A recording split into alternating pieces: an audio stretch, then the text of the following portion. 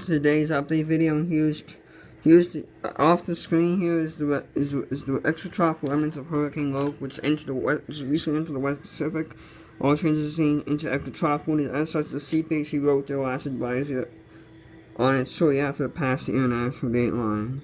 But then here's a look at Kilo, which is probably the best it's looking in its life cycle. Has become better organized, and finally, for the first time in its life cycle, has real banding. Even though some dryers recently got into the core, and the system actually appeared to be building. The CPHC reoperated the system with tropics from earlier. At the latest advisory, increased the system to 45 knots.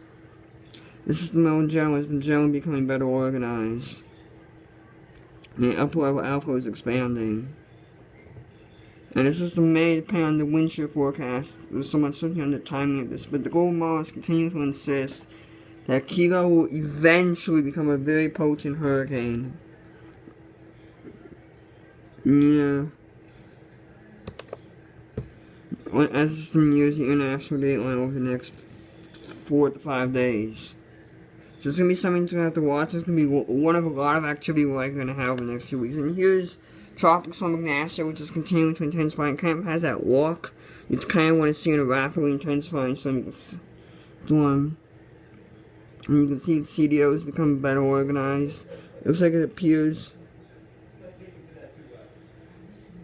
It appears. What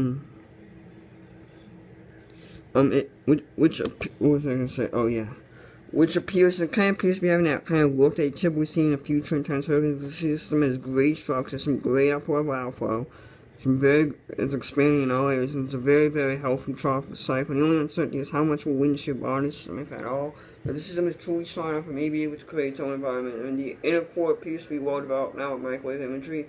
And if the system can maintain a closed dialogue structure for several hours, the isle will likely eventually clear, probably within the next 12 to 24 hours. And at that time, we'll likely see some significant intense ramp-ups in the wind speed. And it's not out of the question at all that we can be dealing with a catch-wait-4 hurricane out of this. Here's a look at the visible satellite imagery. You can see there's continued to be some improvement. You can also see the latest trends on this. And even though I'll talk about track rate, this is also a newly added depression that was in West 1960 yesterday. It developed faster than expected somewhat. And now it's Tropical Depression 13E. And it's continuing to become better. It's a very, like Ignacio, this one has a very great, excellent structure to it. You can see how it looks quite pretty, and you can see on both systems there's very, very little wind shear. And the systems like to kind of follow a little bit of Ignacio's footsteps, right? It's on a west-northwesterly track. In the short term, and conditions are very favorable for intensification. The system has some nice biobearing and some nice alpha, and honestly, both systems look very pretty right now.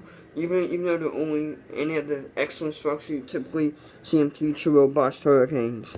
No, water vapor doesn't look as impressive. You can kind of see the CDOs probably trying to form. And you can see there's still some dry openings, obviously, and there's some alpha hopefully will probably push some of this dryer out. I mean, so overall, the environment's supposed to be very moist. The sea surface temperatures are very high. Oceanic heat content values are pretty high enough. Not significantly, moderately high, probably good enough to support a strong Category 3 or 4 hurricane. And the wind shear for almost the entire period is supposed to be less than 5 to 10 knots or less. Now, here's a look at the models. I mean, there's two different scenarios. So here's a look. So this is Ignacio and this is future Jimena. Here's the thing. The models have been trying to take Ignacio either north or south of Hawaii, but once again it appears Hawaii may be somewhat protected, because you have this ridge near Hawaii, you have a tropical cyclone coming in here, and a system like this is not going to pull apart a ridge. I mean, the question marks will be, because the European actually has a ridge to the north right here. GFS kind of has more of a trough, has a weaker ridge, like around here, and kind of has a trough, a very strong trough, the remnants of Anthony. Over there, right now, it appears that option appears a little bit more likely to me, even though I'm not sure if the trough will be able to reach it. But the system has to go somewhere because the fact the system can't go beneath the ridge, and because the system's likely to be strong, it's likely to go in between the gaps. So I'm right now favoring the camp northward of Hawaii, but there's still lots of uncertainty this time out, and I mean, a lot can happen.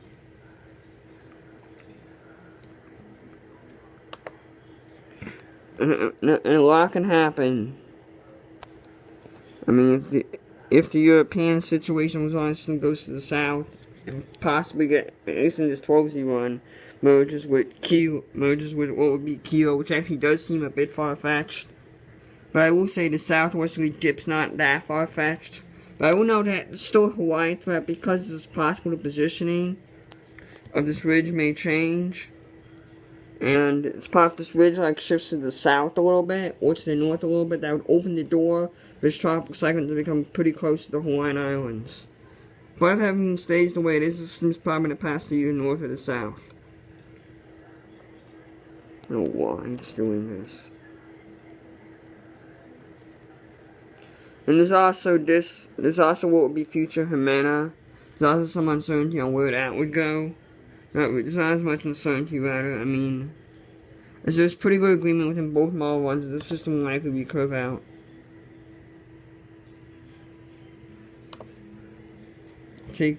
Likely be curve out to sea. You can see right here.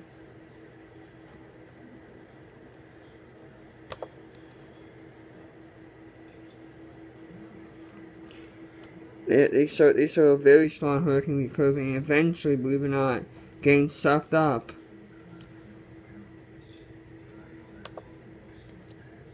And nearing, and actually the extratropical elements, sort of like what we saw in Hurricane Guillermo in 1997, passing into Northern California on this run. Some runs have been showing similar setups. I mean, the general agreement, after anything to be said, is we'll likely see 3 very powerful hurricanes, and it's likely that Jimena is almost assured by the fish, and it may even recur before reaching 140. In fact, this GFS one barely makes it to 140, and they've generally been trending eastward, especially this system gets stronger than expected. Like, so far the system's running at a head up pace, and they also agree that Kilo, when it enters the Central Pacific, Western Pacific will be strong. And even if the system goes north of Hawaii, it's worth noting that the shear in this area has greatly subsided. So now conditions will now probably favor a much stronger hurricane than previously expected. And there's actually even a chance to make it to the Western Pacific as far-fetched as it sounds. So not as far-fetched as it sounds, because the conditions actually, as I mentioned, are pretty favorable now. As the Great Hawaiian Shear seems to have really elevated, and the sea surface temperatures are very warm this year. The record warm sea surface temperatures, so it's something we're going to have to keep an eye on. Anyhow, that's it for this video. Hope you guys enjoyed this. Bye!